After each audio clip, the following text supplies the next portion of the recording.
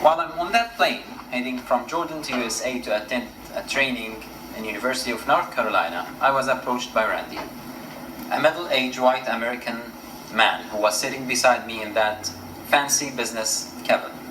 Up in the air, and while I was rubbing my sweaty hands with that hot towel, Randy suddenly asked me, should I be scared sitting beside a Muslim young man named Mohammed? Will you save my life if we crash? Stunned by his words, my rage rose up and overpowered me. A train of memories started angrily whistling in my head. I could see myself through its old windows feeling that heartache while seeing my uncle getting that shitty health care in that public hospital before he got transferred to a better private center. I recalled the questions I have asked about all sorts of inequity, the frustration that flared up in my heart seeing unfairness in delivering care in my country between different people.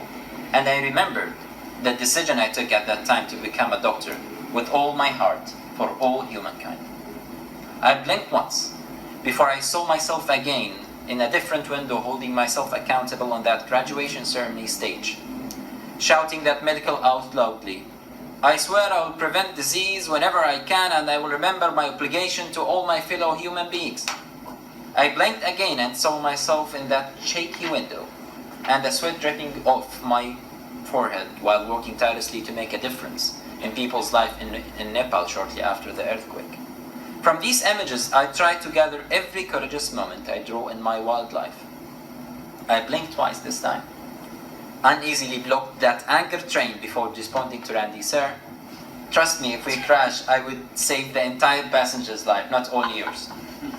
I was really surprised at that time, figuring out that a name, religion, or a country of origin may become a barrier. And to me, Randy's words were a sign of injustice. And I do care about justice. I care how people perceive me as a person and my religion as a faith. I care to be a source of hope instead of being a source of fear. And on that plane, I decided to change this unfair fact, the ugly fact of Islamophobia and hasty generalization among Muslims. Before I joined this class, I thought I was in a solo ride in that train in fighting for equality and justice. But here I felt that my story is a part of a larger story. Here I noticed that the urgency in Hazami's call for giving better opportunity for Syrian refugees in Greece. I sensed the anger in Jordi's voice, seeing Charlotte drawing in systematic injustice, and I felt a similar necessity in the voice of Zahra supporting parity in Haiti. Together we hear the threat of being apart coming from the Star Auditorium speakers, delivering Martin Luther King's dream, saying, it would be fatal for the nation to overlook the urgency of the moment, and in his urgent call to sit down together at the table of brotherhood. We know how easy to fall into pessimism, reading the kind of hateful, deadly news report, blog entries and commentary out there that attack Muslims, because we all experience these moments. But in our journey of fighting injustice, we practice hope.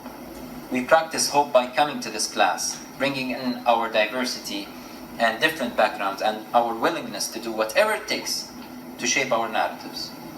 For now, I'm inviting you, my friends, to join me in a visit to Boston Islamic Center on the 27th of October to show our support to American Muslims in their fight for Islamophobia, to listen to their stories, and to stand in solidarity with them against the continued hate speech and action that they are facing.